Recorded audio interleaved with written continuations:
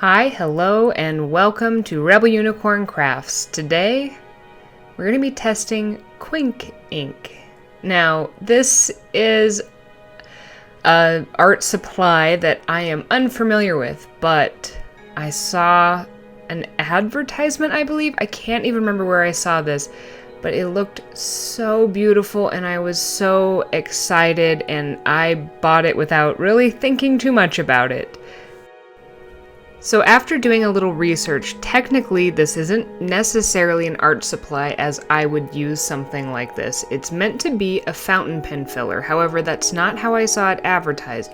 They were using it in more of a dripping, watercolor-esque way, and it just looked really pretty. So that's how I'm going to test it, using this as I would an art supply, not just to write beautiful hand calligraphy, because that is not my strong suit. So I bought mine off of Amazon, and it was around $10. Let's see if it's worth a mini splurge. The ad I saw didn't have too much information in it. It was just beautiful dripping and dragging with a brush. So we're going to use some watercolor paper because that's what I think would be used for this. And I'm thinking I can wash my brush with water. I did check the side of the box to kind of see if it was water soluble, and there's not that much information on the brush. Now, since I'm in voiceover version, I can tell you that it does appear, based on their Wikipedia listing, that it is a washable ink. So some of what I test here would have been nice to know on the side of the box. So the first thing I'm going to do is just take a fine line round brush, it's a watercolor brush, and just put a little bit of this on the paper, kind of like how you would use it in a fountain pen, although with much worse handwriting and not the right tool. And it goes on. It is a very beautiful kind of navy cobalt blue. I do really like the blue color, so I wanted to just kind of see what the color did. In the advertisement, they dripped it and diluted it, so I wanted to see how it reacted with water.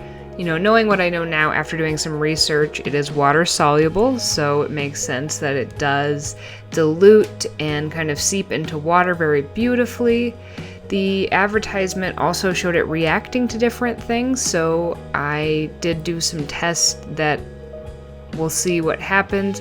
The one thing I noticed is as it dried on this paper that I wasn't crazy about, do you see how the hello that I've written already has changed colors? It's not so vibrant, it's a little more muted of a blue color, and I'm not crazy about that. So I'm gonna go ahead and draw some of this and just get some on the paper to see how it layers, and also test how it dilutes with water, and then I'm going to drip some rubbing alcohol in it to see what happens there too.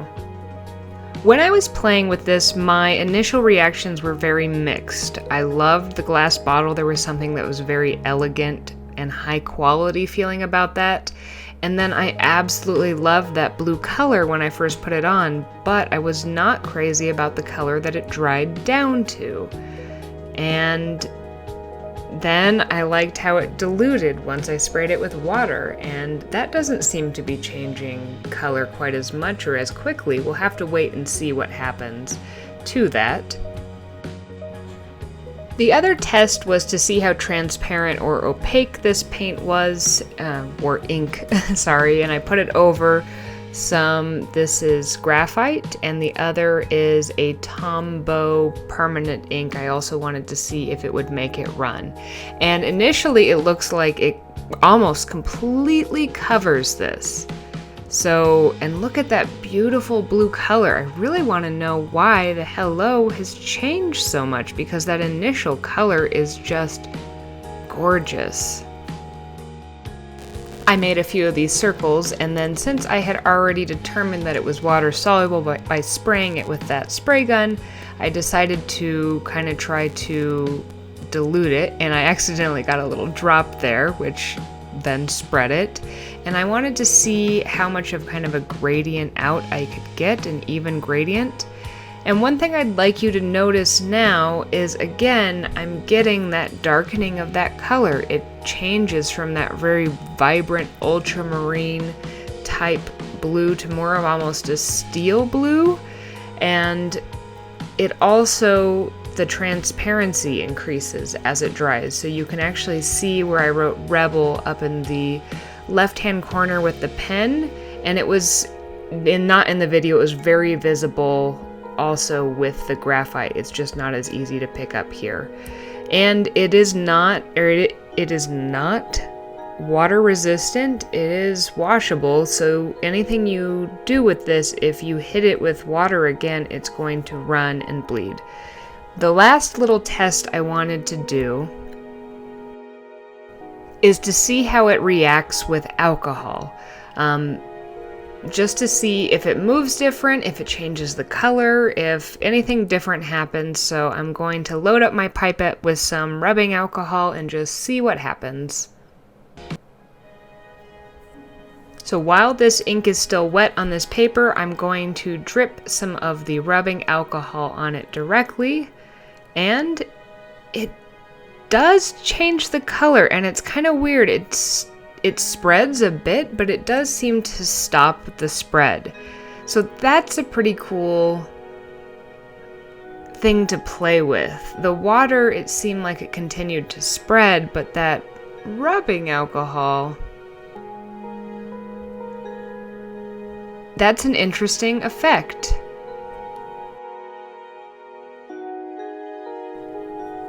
While it is a really interesting effect, there is an unintended consequence, and that is it makes it bleed all the way through the paper, and that's a little bit unfortunate.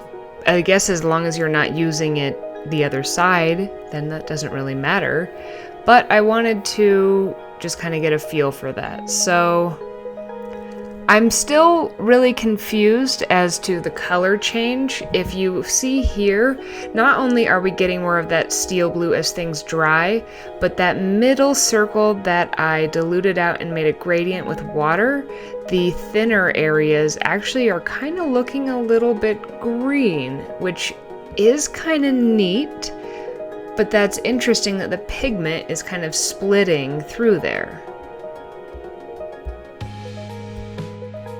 I did a little more playing after this, but ultimately what I kind of decided was that this is like a watercolor that doesn't set. And I did like the look and feel of using some of that rubbing alcohol on it because it was a little different. So I figured it was time to just go ahead, and I tried to do kind of an abstract-y type painting that I'll show you, and then I did one where I applied it a little more like I would watercolor, I suppose, if I were working with only one color. For my abstract-y type 1, I decided just to use this big huge watercolor brush I have and do some just kind of basic lines. I like the look of that, and then I wanted to add some of this is the rubbing alcohol because I do really like the effect of this, and I think that looks super cool.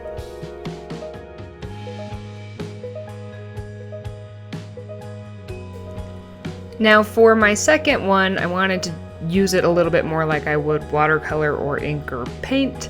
And I don't typically do abstract paintings. I don't typically do women either, but something about the blue made me kind of feel, I was thinking Little Mermaid emerging from the water vibes. I feel like I ended up a little more with Jan from The Office, but I'll take it.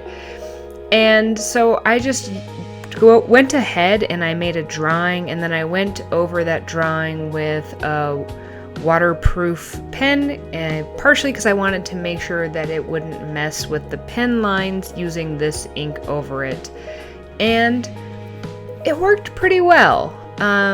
You know, there are limitations with only using one color to begin with, so let's ignore those, but I do like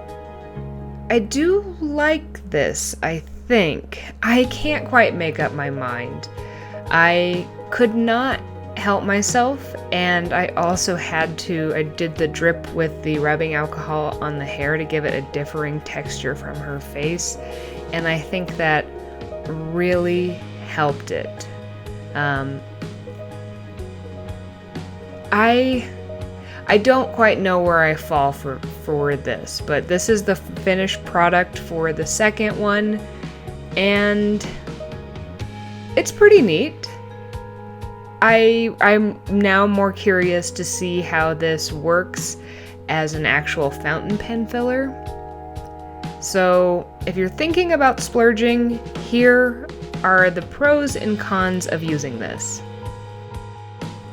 So the pros of the Quink ink is that it's relatively cheap. I mean, it was less than $10 for that splurge. The color is really pretty, and you can get some interesting effects, but there are also cons, and while it's relatively cheap, it is expensive for one single color. You do get a lot, but $10 for one color is a lot, and I really don't like how not water quote-unquote stable it is. I like that I can work with it with water, but unlike watercolor where I can then put another layer of something else over and it doesn't bleed, that's not the case with this. My final verdict for this is that it's cool, but I think I'd rather just use watercolor.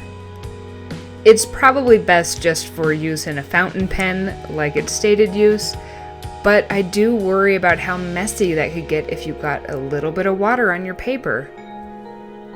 I hope that you have a magically creative day.